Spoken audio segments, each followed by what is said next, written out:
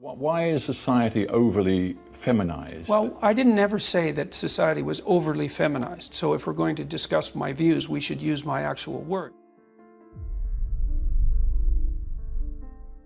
What is the purpose precisely? I am quoting things that you said. Why? What is it that you're trying to establish? Because you said them. I thought we were talking about masculinity. We are. No, we're not. Yes, we are. How are we talking about masculinity? Because I'm asking you what you think of men and of women.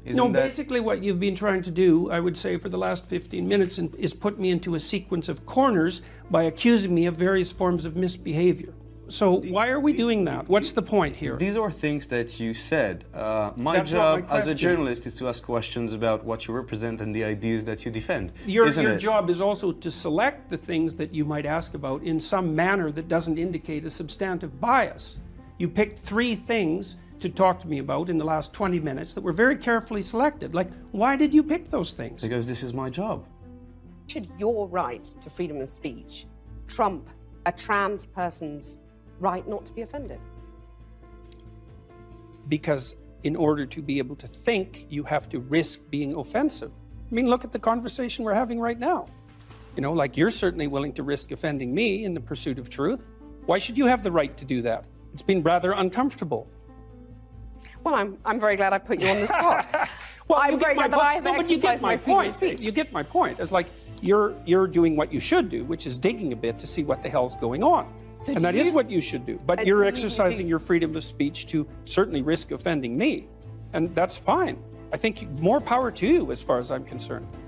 So you haven't sat there and...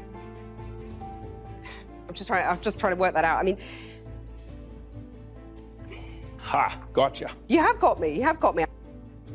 Maybe you just think that women should be equally represented in the decision-making fora of our nation. Maybe that's really just about having proper equality in a body that's meant to be representative. Well, I do believe that women should have... I don't understand your question, I guess. I guess you don't. That's pretty obvious, unfortunately. Well, how about if you phrase it more clearly, instead of just insulting me? Look at it this way. Let's talk about quotas for a minute. So there's a very wide array of jobs that are fundamentally done by men. So, for example, Member of Parliament, 99.9% of sorry, bricklayers... Alex, I'm going to stop sledging you now, I promise. I'm happy to give my minute to Jordan. 99.9% of bricklayers are men. Should we have quotas for women? Is bricklaying representative democracy? That has nothing to do with the question.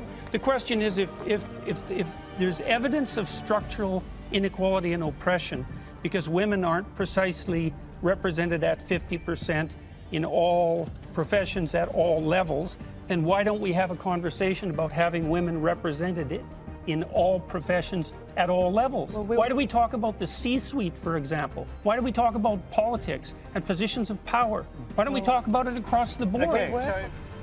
Well, that's my idea of the patriarchy, which is a system of male dominance of society. Yeah, but that's not my sense of the patriarchy. So what's yours? Well, in what sense is our society male-dominated? The fact that the vast majority of wealth is owned by men, the vast majority of capital is owned by men. Women do more unpaid labour. A very tiny proportion of men, and a huge proportion of people who are seriously disaffected are men. Most people in prison are men. Most people who are on the street are men. Most victims of violent crime are men. Most people who commit suicide are men. Most people who die in wars are men. People who do worse in school are men. It's like, where's the dominance here precisely? What you're doing is you're taking a tiny substrata of hyper-successful men and using that to represent the entire structure of Western society. There's nothing about that that's vaguely appropriate. But I could say equally well that most rape victims are women. You know, terrible things happen to people of both sexes. And you could say that with perfect utility, but that doesn't provide any evidence for the existence of a male-dominated patriarchy. Well, it just means that terrible things happen to both genders, which they certainly do. But there are almost no women who rape men, for example. So that is an asymmetry there in sexual violence. Well, yes, there's an asymmetry in all sorts of places, but that doesn't mean that Western culture is a male-dominated patriarchy. The fact that there are asymmetries has nothing to do with your basic argument.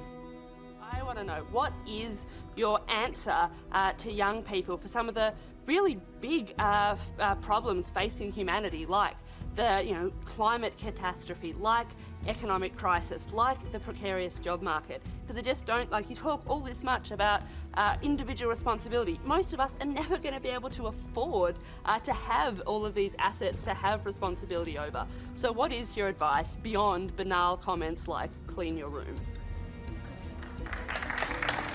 Well, it's actually rather difficult to answer a question that ends with your comments are banal politely.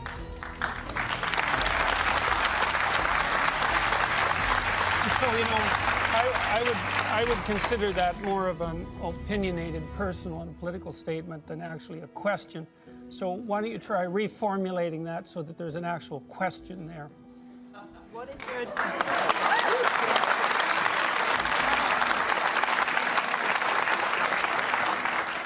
So what is your advice to young people when you talk about you need to be individually responsible, but when there are things that are so far out of our control, like climate catastrophe, like the precarious job economy, like the economic crisis, what is your answer to Do you think that you're worse off than questions? you think that you're worse off than your grandparents? I think there are different challenges. Do you think you're worse off than your grandparents? I think that Jordan, once again, we're not going to cross-examine our questioners. Fundamentally, I'm a psychologist, and my experience has been that people can do a tremendous amount of good for themselves and for the people who are immediately around them by looking to their own inadequacies and their own flaws and the things that they're not doing in their lives and starting to build themselves up as more powerful individuals. And if they're capable of doing that, then they're capable of expanding their career. And if they're capable of expanding their career and their competence, then they're capable of taking their place in the community as effective leaders. And then they're capable of making wise decisions instead of unwise decisions when it comes to making collective political decisions. I'm not suggesting in the least, and have never suggested, that there's no domain for social action. I'm suggesting that people who don't have their own houses in order should be very careful before they go about reorganizing the world, which happens in many ways. Why do you feel that someone's personal gender identity and pronouns infringes your free speech? Can one not also argue, based on your interpretation, that professors can use racial slurs in their classroom and that the inability to do so would violate their freedom of speech? There's a difference between saying that there's something you can't say and saying that there are things that you have to say. And I regard these made-up pronouns, all of them, as the neologisms of radical PC authoritarians. Do you understand that? And I'm not a fan of that sort of person. And the reason I'm not a fan of that sort of person is because I've done my homework. I've read everything I can get my hands on in the development of authoritarian political systems, and I know the literature inside out and backwards. And I am not going to be a mouthpiece for language that I detest. We had that series of statements from you. Speaking clearly is one of your 12 rules. And I wonder why it is that in a situation like that and in many other situations, what actually happens is that you sow confusion. I don't sow confusion. The journalists that interview me sow confusion. Well, the woman who wrote the New York Times article. Why do you think that happens? That you get misinterpreted in your views so often? With her, it was absolutely clear. I spent 2 days with her, and we spent 30 seconds talking about enforced monogamy, and she's a very smart woman, and she knew exactly what I meant, and chose to make that the centerpiece of the article for I would say, to attract attention in a way that was completely inappropriate. But you know it's not just the journalists from the New York Times. You know that this happens over and over and over. That's because the journalists read each other's journalism, and they don't read the books, and they don't watch what I'm saying. Never with you. The fault is... Well, no, the fault is sometimes with me. I mean, it's not like I always say everything perfectly. But there's no, it's getting dull to read the journalistic accounts because they're just mirror images of everything that's been written over the last year and a half. And the same old things. There's 10 epithets that are generally thrown at me, every one that you can possibly think of. And people have gone over everything I've said to my students for the last 30 years, almost all of which is recorded, and found absolutely no evidence for any of that, even once. I would say that there is a lot online of journalist actually trying to interview you seriously, trying to get towards a proper understanding. And that, what you just said to me, is a very common thing you say. I've been over the evidence, there is no evidence anywhere. It isn't just me that's been over the evidence, it's people that have been trying to take me out who've been over the evidence and have not been able to find any. I do stand by my original statement, though, that there's a brand of more radical feminism that insists that our culture is best characterized as an oppressive patriarchy, and I think that, first of all, that's an appalling sociological doctrine, and I think it has very negative psychological effects. And they won't be limited to men, because if it's true that there's something toxic, let's say, about masculinity per se, what that will inevitably mean is that as women adopt more masculine roles, traditionally, what is that toxicity somehow going to go away? But that's a straw man, because no one says there's anything toxic about masculinity per se. What do you mean no one says that? The term exists. No, how is that a straw man? Well, but where did the term come from? It's a phrase that's used about forms of masculinity that are harmful to men and women. It's not about masculinity per se. You must know that. I read the American Psychological Association guidelines for the treatment of boys and men, and I know perfectly well that this is no straw man. Why do you think it is that so much of what you say is so very popular with the alt-right? It isn't. And you don't have any evidence for that at all. More than the evidence that alt-right people watch this show. Daily Stormer, Neonite website, Saviour of Western Civilization. Oh, well, that was all taken apart today by a number of Jewish publications, by the way, showing that, first of all, that was all satirical commentary on the part of the alt-right, directed at taking me down, for example. And there was an alt-right article yesterday published saying that I was a Jewish stooge and shill. So this is absolute nonsense, and I don't appeal primarily to the alt-right. There's no evidence for that at all. It's the proclivity of... I never said primarily, Jordan. What I'm interested in is why you think that you get the reaction that you do from the alt-right. Looking at, the Cathy Newman documentary. What reaction? Interview. There's 10 million people watched that and commented on it. I'm talking about what I saw, and I'm curious to know what your reaction was to the glee with which the alt-right seized upon that interview. I don't accept. Should we deal with the death threats? I mean, she had, I think, a dozen. I don't accept the concept that it was the alt-right that was doing this. There were 10 million people who commented on that video, and about 95% of them commented negatively on Cathy Newman's behavior. You think there's 10 million alt-right trolls watching that? A trans woman is a real woman. I don't really like the way those questions are formulated. Now, I don't know what that means. What do you mean a real woman? Well, I'm asking you, in your mind, it depends what you think a real woman is, but do you think a trans woman is a woman?